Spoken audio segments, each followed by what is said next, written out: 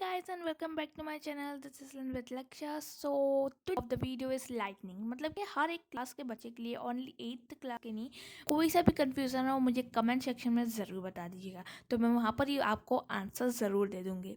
Okay, अब हम लोग देख लेते हैं सबसे पहले लाइटनिंग क्या होता है। लाइटनिंग एक, जैसे कि आपने कभी देखा होगा, जब भी कोई सा भी प्लग लूज़ होता है तो एक चिंगारी सी आती है, आपने कभी देखा होगा। वही चिंगारी आती है बादलों से, बट वो ज़्यादा लार्ज स्केल में आती है। ओके, पहले के ज़माने में लोग जो सोचते थे बहुत ज़्यादा डरते थे लाइटनिंग से।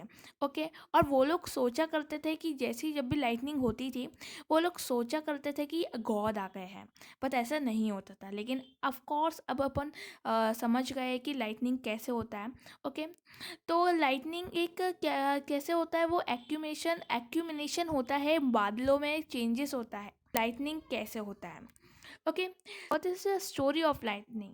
आपने देखा होगा जो बादल होते हैं, बादल जब भी हम आपने कभी भी देखा होगा, कोई सी भी चीज़ को अपन रफ करते हैं तो चार्ज प्रोड्यूस होता है। जैसे कि आपने देखा होगा, अपन स्केल ले लेते हैं, स्केल को अपन ड्राई हेल में रफ करेंगे और एक छोटे छोटे पार्टिकल्स होते हैं पेपर के, हम उसे लाएंगे तो वो अट्रैक्ट हो जाती है। तो वैसे ही अट्रैक्ट होता है आपका ग्राउंड, और बादल अट्रैक्ट होता है और तभी लाइटनिंग प्रोड्यूस होती है। आपने देखा होगा वाटर साइकिल्स का पूरा प्रोसेस, तो वही वाटर साइकिल का प्रोसेस है। तो वही वाटर साइकिल जब बनता है क्लाउड, तो वो रब होता है। तो जैसे ही रब होता है चार्ज प्रोड्यूस होता है। आपने देखा होगा चार्ज होता है प्रोड्यूस।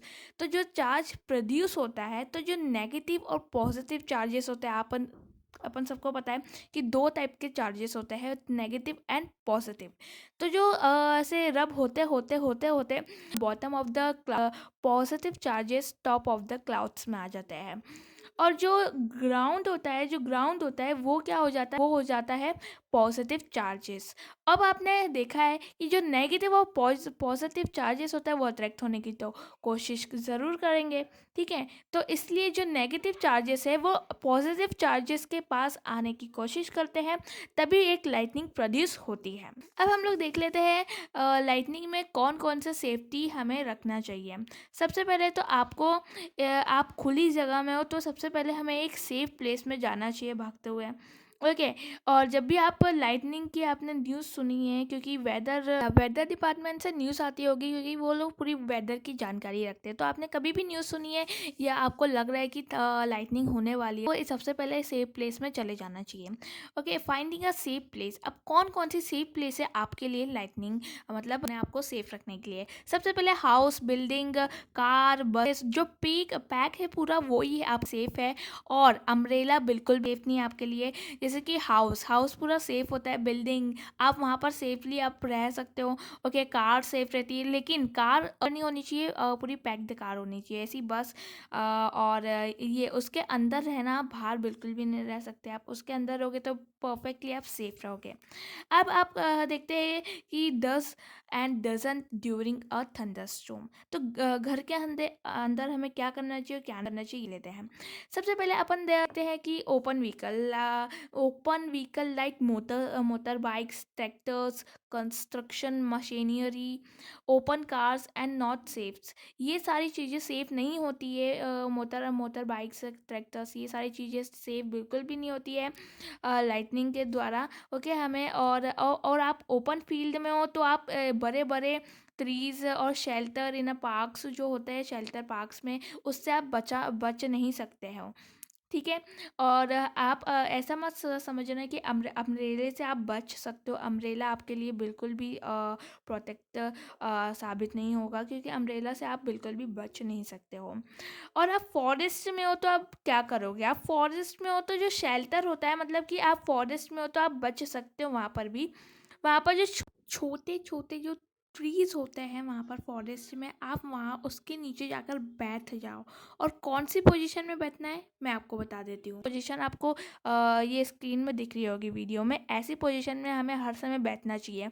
अब ऐसी पोजीशन में हमें क्यों बैठना चाहिए इसमें बताती हूँ। इसलिए हमें बैठना चाहिए ऐसी पोजीशन में कि ये पोजीशन एक स्मॉल टारगेट आपके लिए, मतलब लाइटनिंग ना, लाइटनिंग कब होती है, मतलब कहाँ होती है, बड़े टारगेट, वो टारगेट चूज़ करती है कि कहाँ पर होना है मुझे। तो वो बड़े टारगेट में होती है।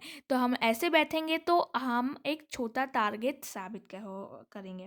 ओके, तो अब हमें ऐसे बैठना चाहिए। ओके, और सबसे पहले हमें सारी मेटल की चीज़ों से दूर रहना चाहिए, खंभों से दूर रहना चाहिए, वो भी मेटल के। तो मेटल की सारी चीज़ों से हमें दूर रहना चाहिए। अब देखते हैं हम लोग घर के अंदर क्या करना चाहिए और क्या नहीं करना चाहिए। ठीक है, तो घर के अंदर आपके पास टेलीफोन है, वो भी वायर वाले टेलीफोन्स है, तो उसे तो बिल्कुल भी अवॉइड कर दीजिए। और मेटल की जो भी चीज़ें हैं आप उसे मतलब कि दूर रखिए, या आप उसका इस्तेमाल बिल्कुल भी मत करिएगा। ओके, आपके पास मोबाइल फ़ोन है मतलब वायरलेस वाला, तो आप उससे बात कर सकते हो, आप उसे यूज़ कर सकते हो। आपके पास आपको किसी को भी रिसीव करने के लिए या किसी को भी कुछ भी करने के लिए बात करनी है तो आप वायरलेस फ़ोन से कर सकते हो, बट वायर्ड फ़ोन से बिल्कुल भी मत करना, ये आपके लिए हार्मफुल। ओके, अब bathing avoided in a thunderstorm. Bathing बिल्कुल भी नहीं करना चाहिए थंडरस्टॉर्म में। जैसे कि आप सबको पता है कि वाटर क्या है, एक कंडक्टर है, इलेक्ट्रिकल कंडक्टर है, तो हमें बाथिंग नहीं करनी चाहिए। और इलेक्ट्रिकल अप्लाइंसेस जैसे कि कंप्यूटर, टीवीज, उसके जो प्लग होते हैं आपको उसे अनप्लग्ड करना है, मतलब कि उसे प्लग्ड निकाल देना है, हमें प्लग्ड बिल्कुल भी नहीं करना है। ओके, और आप ऐसा नहीं है कि आप लाइट भी बंद कर दोगे सारी जगह की, लाइट से कुछ नहीं होता है, तो आप लाइट चालू रहने दीजिएगा, क्योंकि लाइट से कुछ भी फ़र्क नहीं होता है, लाइट से आपको हार्म बिल्कुल भी नहीं पहुँच। अब हम लोग देख लेते हैं लाइटनिंग कंडक्टर। अब मतलब कि हर एक बिल्डिंग में ये कंडक्टर लगा रहता है, लाइटनिंग कंडक्टर। एक बड़ी सी मेटेलिक रोब रहती है, बहुत लंबी सी, जो हाँ एयर में रहती है। फर्स्ट ऑफ ऑल उसका जो टॉप पार्ट रहता है वो एयर में रहता है, और जो बॉटम पार्ट रहता है वो ग्राउंड में। अब आपको क्वेश्चन अराइज हुआ होगा क्यों रहता है ऐसा। तो जो मेटेलिक, जैसे कि आपको पता है मेटल क्या कंडक्टर होता है कोई सी भी इलेक्ट्रिक अप्लायंसेस का।